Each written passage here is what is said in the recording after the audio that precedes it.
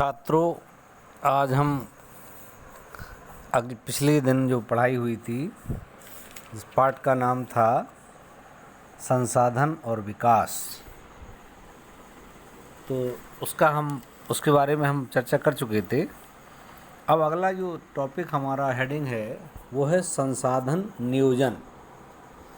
जो संसाधन थे उनका हम किस प्रकार, नियोजन का मतलब होता है प्लानिंग, योजना, कि जो हमारे पास संसाधन हमने विभिन्न प्रकार से वर्गीकरण किया था, देखा था कि कुछ संसाधन बहुत सीमित हैं, कुछ की लिमिट है, कुछ की संभावना और है। तो इस प्रकार हम देखें कि उन संसाधनों का हमने जो वर्गीकरण किया था, अब हम उसी के हिसाब से उनकी ये योजना बनाएं कि कैसे उनका सही तरीके से प्लान किया जाए, ताकि वो हमारे मानव जाति के लिए लंबे समय तक हमारे उपयोगी बने रहें। संसाधनों का, जैसा आप देख रहे हैं, विवेकपूर्ण उपयोग के लिए नियोजन एक सर्वमान्य रणनीति है। इसका मतलब है कि हम संसाधनों का सही तरीके से उपयोग करें, और ये एक सबसे सर्वमान्य रणनीति है। अगर हम इस पर चलेंगे तो निश्चित है जो हमारे पास संसाधन सीमित हैं वो लंबे समय तक चलेंगे और ज़्यादा से ज़्यादा लोगों को इसका फ़ायदा होगा। संसाधनों का सही तरीके से या योजनाबद्ध तरीके से उपयोग करना कितना ज़रूरी है, क्योंकि राज्य के विकास के लिए बहुत ज़रूरत है। इसकी विकास के लिए संसाधनों की उपलब्धता एक आवश्यक शर्त है। किसी भी देश का, किसी राज्य का अगर विकास करना है तो जिस देश में जितने अच्छे संसाधन होंगे उनका सही उपयोग होगा और उनके पास सही प्रौद्योगिकी होगी, तो निश्चित है कि वो देश या राज्य तरक्की करेगा। तो भारत के कई ऐसे राज्य क्षेत्र भी हैं जहां संसाधनों की उपलब्धता के बावजूद उनकी गिनती पिछड़े राज्यों में होती है, जबकि भारत में कुछ राज्य ऐसे भी हैं जिनमें संसाधनों की बहुत कमी है, फिर भी वो आर्थिक रूप से संपन्न हैं। इसका मतलब है कि उनके पास जो साधन उपलब्ध हैं या संसाधन उपलब्ध हैं उनका उन्होंने सही तरीके से, या यूँ कहें विवेकपूर्ण तरीके से उपयोग किया है, इसलिए वो संपन्न हो गए। जैसे हम देखें, हमारे यहाँ झारखंड, उत्तर मध्य प्रदेश, छत्तीसगढ़ आदि प्रांतों में खनिजों और कोयले के प्रचुर भंडार हैं। अरुणाचल प्रदेश में जल संसाधन प्रचुर मात्रा में पाए जाते हैं, परंतु मूल विकास की इन सब राज्यों में कमी है। आप देखें, झारखंड, मध्य प्रदेश, छत्तीसगढ़ ये विकास में, और अरुणाचल प्रदेश भी आज विकास में पीछे हैं। राजस्थान में पवन और सूर्य ऊर्जा संसाधन की बहुतायत है, लेकिन वहाँ जल की कमी है। लद्दाख का शीत मरुस्थल क्षेत्र देश के अन्य भागों से अलग थलग पड़ जाता है। यह प्रदेश प्राकृतिक सांस्कृतिक विरासत का धनी है, परंतु यहाँ जल आधारभूत अवसंरचना तथा अन्य महत्वपूर्ण खनिजों की कमी है। इसलिए राष्ट्रीय, प्रांतीय, प्रादेशिक और स्थानीय स्तर पर संतुलित संसाधन नियोजन की आवश्यकता है। मतलब ये है कि चाहे वो राष्ट्रीय स्तर की बात हो या अपने स्थानीय स्तर की बात, कि हमारे यहाँ जो भी संसाधन हैं पहले तो हम उनकी उपलब्धता देखें, फिर उसके बाद उनका सही तरीके से या योजना बना करके अगर हम उनका उपयोग करें तो निश्चित है कि वो संसाधन हमारे लिए लंबे समय तक राज्य के विकास के लिए महत्वपूर्ण कारक बने रहेंगे। प्रश्न है कि फिर संसाधनों का हम कैसे इनका संरक्षण करें। अगर ये हमारे लिए इतने महत्वपूर्ण हैं तो निश्चित है हमें इनके संसाधनों के संरक्षण की ज़रूरत है, परंतु संसाधनों के विवेकहीन उपयोग और अति उपयोग के कारण सामाजिक और आर्थिक समस्याओं के साथ साथ पर्यावरणीय समस्याएं भी हमारे यहाँ आज पैदा हो चली हैं। हालांकि संसाधनों का नियोजन एक जटिल प्रक्रिया है। देश के विभिन्न प्रदेशों में संसाधनों की पहचान कर उनकी तालिका बनाना, इस कार्य में क्षेत्रीय सर्वेक्षण, मानचित्र बनाना और संसाधनों का गुणात्मक और मात्रात्मक अनुमान लगाना व मापन करना महत्वपूर्ण कार्य है। इसके लिए हमें ज़रूरत है कि हमारे पास अच्छी प्रौद्योगिकी होनी चाहिए, अर्थात टेक्नोलॉजी, कौशल होना चाहिए, संस्थागत नियोजन का ढांचा होना चाहिए, संस्थागत संसाधन विकास योजनाओं और राष्ट्रीय विकास योजनाओं में आपस में समन्वय हो। समन्वय माने राज्य में, केंद्र सरकार में आपस में तालमेल हो, संसाधनों के उपयोग और उनके संरक्षण को लेकर के, तो निश्चित है हम जो संसाधन हैं उनका सही तरीके से योजनाबद्ध प्लान करके हम उन्हें संरक्षित कर सकते हैं।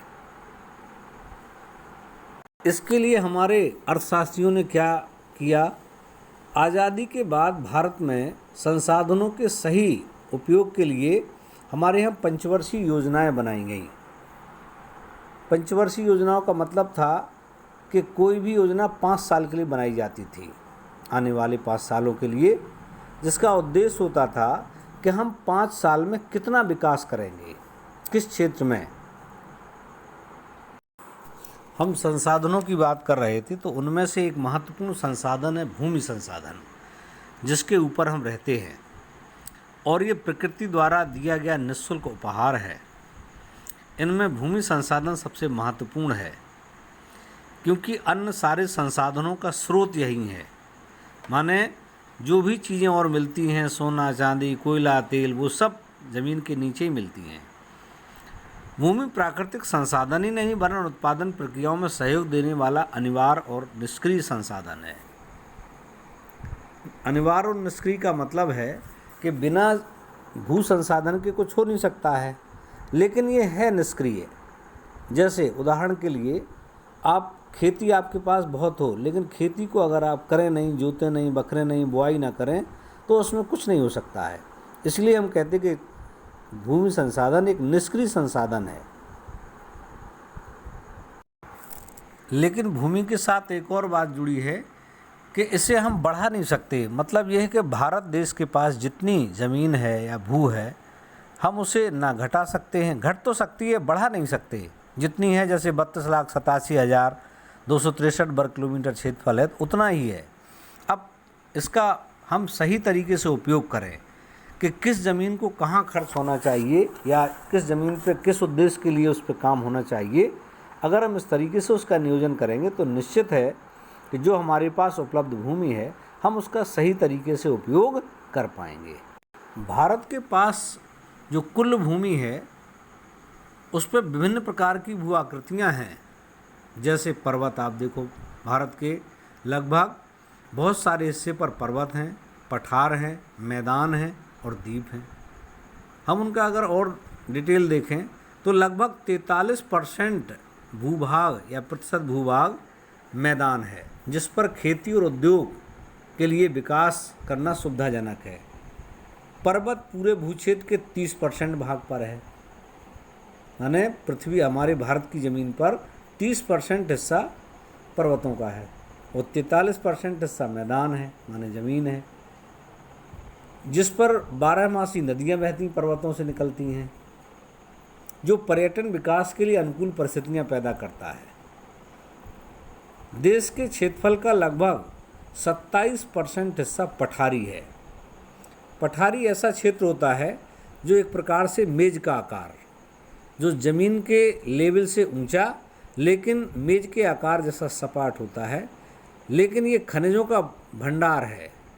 हमारे यहाँ का जो पठार है, इसमें खनिज पदार्थ, जीवाश्म ईंधन और वनों के अपार संचय कोष हैं। ये आप इस चित्र के माध्यम से अच्छे से देख पा रहे होंगे। आप भी ऐसा बनाने का प्रयास करें जिसमें आप देखें 27% हिस्से पर पठार है, लाल वाला हिस्सा पर्वत का है और नीला वाला मैदान है।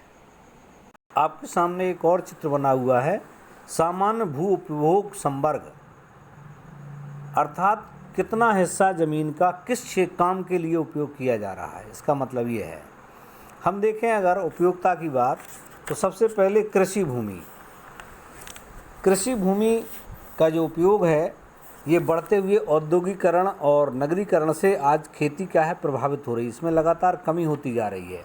आप देखते हैं कि आज ज़्यादातर मकान बनते जा रहे हैं, शहरीकरण बढ़ रहा है। इससे क्या है कि ज़मीन जो पहले जिस पर खेती होती थी, अब उस पर क्या होने लगा, वहाँ पर मकान बन रहे, बिल्डिंगें बन रही, तो ये लगातार घट रही है। इसके बाद आता है वन भूमि का नंबर। तो हम देखें कि वन की जो भूमि है, उसका भारत के पास लगभग 22% क्षेत्रफल है, जबकि इसे और ज़्यादा होना चाहिए, मतलब 1/3 होना चाहिए पारिस्थितिकी संतुलन के लिए। तभी भारत का पर्यावरण, जो कहते हैं ना, आज कहते हैं हम कि पर्यावरण गंदा हो रहा है, ज़रूरत है कि हमारे पास 33% वन होने चाहिए, जबकि वो कितने परसेंट है? मात्र 22%।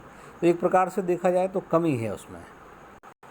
चरागाह भूमि भी भारत के पास कम है, मात्र 4% चरागाह है, कुल खेती का 4%, जो देखा जाए तो बहुत अपर्याप्त है। भारत एक कृषि प्रधान देश है। भारत में पशुओं की संख्या भी ज़्यादा है, और पशुओं की संख्या के ज़्यादा के हिसाब से ज़रूरत है कि हम उन्हें अच्छा चारा दें तो वो अच्छे दूध उत्पादन देंगे, लेकिन ऐसा हो नहीं पाता है। हमारे पास चूँकि चारे की कमी होती है, इसलिए हम पर्याप्त मात्रा में जानवरों को चारा नहीं दे पाते, और उसका परिणाम होता है कि जानवर हमारे कमज़ोर होते, दुर्बल होते, और उनसे दूध की मात्रा भी कम निकलती है। भारत देश की लगभग 24% भूमि बंजर है, जिसके अंतर्गत पठारी, पर्वतीय, हिमाच्छादित, मरुस्थली, दलदली तथा ये सारे क्षेत्र हैं, जो एक प्रकार से अनुपयुक्त है। एक परती भूमि भी है भारत के पास लगभग 7% परती भूमि है। इस पर खेती हर वर्ष नहीं होती है, लेकिन हम चाहें तो इसे खेती वाले हिस्से में बदल सकते हैं। तो इस प्रकार हम देखें कि हमारे पास जो भूमि का उपयोग है, जहाँ ज़रूरत नहीं है वहाँ कहीं ज़्यादा हो रहा है, कहीं कम हो रहा है। ज़रूरत है कि हम इसका उपयोग, जैसे हमें चरागाह ज़मीन बढ़ानी चाहिए, जानवरों को चारा मिल सके, हमें खेती वाली भूमि बढ़ाना चाहिए, अर्थात हम नगरीकरण नए नए बिल्डिंगें बनने से रोकें। हालांकि ये विकास की दौड़ में संभव तो नहीं है, लेकिन फिर भी हम इनके लिए कोशिश जो करनी चाहिए वो ज़रूर करनी चाहिए। अगला हेडिंग है हमारा, भारत में भूमि का उपयोग का प्रारूप क्या है। मतलब भारत में भूमि का उपयोग कहाँ कहाँ कैसे होता है और किस पर डिपेंड करता है।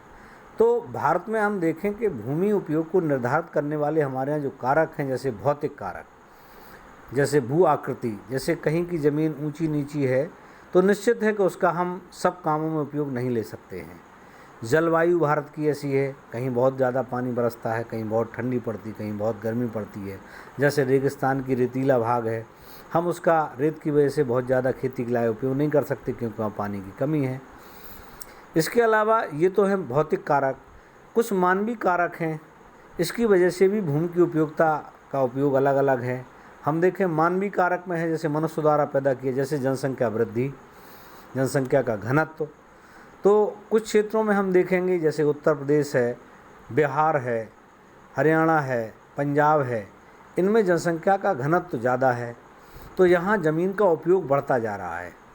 जबकि ज़मीन का उपयोग जो ना खेती के लिए बढ़ना चाहिए, लेकिन यहाँ आबादी घनी होने से क्या हो रहा कि लगातार शहरीकरण बढ़ रहा है, तो खेती वाली ज़मीन घटती जा रही। प्रौद्योगिकी क्षमता, मानव ने अपनी प्रौद्योगिकी क्षमता के आधार पर आज जो बड़ी बड़ी मशीनें आई हैं, इसने भी कहते भू आकृति के आकार को बदला है। कुछ संस्कृति हमारी है, परंपराएं हैं, इनकी वजह से भी जो भूमि का उपयोग है वो बदल गया है। भारत के कुल भौगोलिक क्षेत्रफल 32,87,000 वर्ग किलोमीटर, परंतु इसका आज तक हम 93% भाग के ही हमारे पास आंकड़े उपलब्ध हैं। माने लगभग 7% भूमि कहाँ है, इस बात की जानकारी आज भी हमारे पास नहीं, जो ये दर्शाता है कि हम आज भी कितने पीछे हैं। हम अभी तक उसका सर्वे ही नहीं कर पाए कि आखिर उस ज़मीन का उपयोग क्या होगा, कहाँ है वो। देख रहे हैं कि किस प्रकार ज़मीन हमारी घटती जा रही है। तो अगर हमने इसके संरक्षण के उपाय नहीं किए तो निश्चित है कि हमारी ज़मीन का भू संसाधनों का निम्नीकरण हो रहा है। इसके कारण समाज और पर्यावरण पर गंभीर आपदा आ सकती है। निम्नीकरण का मीन्स है कि ज़मीन की जो उत्पादन क्षमता है वो लगातार घट रही है। जैसा कि हम आंकड़ा देख रहे हैं कि भारत में लगभग 13 करोड़ हेक्टेयर भूमि निम्नीकृत है। निम्नीकृत का मतलब है कि वो उसकी जो उत्पादन क्षमता है वो घट गई है। जहाँ तक इसके कारणों की बात करें तो कारणों में है अति चराई, मतलब ज़्यादा मात्रा में जानवरों को चराया जाता है, इससे भी ज़मीन ऊबड़ खाबड़ हो जाती। ऐसा हिस्सा कहाँ हमारे यहाँ महाराष्ट्र, गुजरात, राजस्थान में है। अति सिंचाई, कहीं कहीं पानी ज़्यादा होने से उसकी ज़्यादा सिंचाई होती तो क्या है, ज़मीन ऊसरा बन जाती है। जैसे भारत का पश्चिमी उत्तर प्रदेश, पंजाब, हरियाणा। तीसरा है खनन, लगातार खनन होने से क्या है, गहरे गड्ढे हो जाते हैं, वनों को काटा जाता है, इससे भी भूमि का निम्नीकरण होता है। इसके अलावा औद्योगिक अपशिष्ट, माने जो औद्योगिक फैक्ट्रियों से निकलने वाला जो कचरा होता है, उस कचरा में केमिकल मिले होते, और वो कचरा जिस जगह भी जिस ज़मीन पर डाला जाता है वो ज़मीन खेती के लायक नहीं रहती है। तो इस प्रकार हम देखें कि ये सब भूमि के निम्नीकरण के कारण हैं। अगर हम इन्हें बचाना है तो निश्चित है हमें इनके लिए कुछ उपाय खोजना पड़ेंगे। इसके उपाय क्या हो सकते हैं? पहला है कि उद्योगों के कुछ कूड़े कचरे को उपचार द्वारा फिर से प्रयोग योग्य भी बनाया जा सकता है। औद्योगिक कचरे का सही ढंग से निपटान किया जाए तो निश्चित है वो ज़मीन हमारी बच सकती जो बेकार हो रही। बंजर भूमि का भी उचित प्रबंधन किया जाए, खनन के क्रियाकलापों को नियंत्रित किया जाए तो ज़मीन को बचाया जा सकता है। कांटेदार झाड़ियाँ उगाकर बालू टिब्बों को स्थायी बनाया जाए, वनों का विस्तार किया जाए तथा अति चराई को भी रोका जाए। अगर ये सारे उपाय किए जाए तो निश्चित है हम कुछ हद तक अपनी ज़मीन के जो निम्नीकरण हो रहा है उसको बचा सकते हैं। आज के लिए बस इतना ही। कल हम मृदा संसाधनों का वर्गीकरण पढ़ेंगे कि भारत में कितने प्रकार की मृदाएं हैं, उनका क्या उपयोग है, कहाँ कहाँ किस प्रकार की मृदा पाई जाती है। आज के लिए इतना ही। धन्यवाद। आप लोग लगातार पढ़ाई करते रहें।